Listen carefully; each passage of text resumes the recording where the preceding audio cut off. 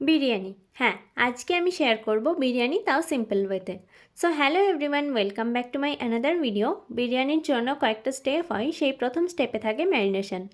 আমি একটা বাটিতে নিয়েছি 1 কাপ মতো টক দই, তার মধ্যে দিচ্ছি আদা রসুন বাটা, কিছু গুঁড়ো মশলা, গোলাপ জল আর কেওড়া জল।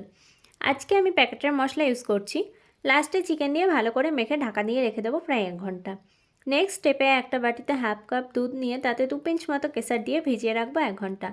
থার্ড স্টেপে চালটা ভালো করে ধুয়ে ভিজিয়ে রাখবো প্রায় 1 ঘন্টার জন্য। ফোর্থ স্টেপে যাব রান্নাতে। প্রথমেই সরু করে কেটে রাখা পেঁয়াজ দিয়ে বেরেস্তা করে নেব, তারপর কয়েক টুকরো ডুমো করে কেটে রাখা আলু নুন হলুদ দিয়ে ভেজে নেব। তারপর ওই তেলেই রেডি করে রাখা চিকেনের পিসগুলো দিয়ে নাড়াচাড়া করে ঢাকা দিয়ে রাখবো কিছুক্ষণের জন্য। তারপর বাকি মশলাটা দিয়ে চিকেনটা 90% সেদ্ধ করে নেব। বিরিয়ানি একটা পার্টে শেয়ার করা পসিবল না, তাই কয়েকটা পার্টে শেয়ার করব তোমাদের সাথে। আজকের জন্য এটুকুই, দেখা হচ্ছে নেক্সট পার্টে। Thank you.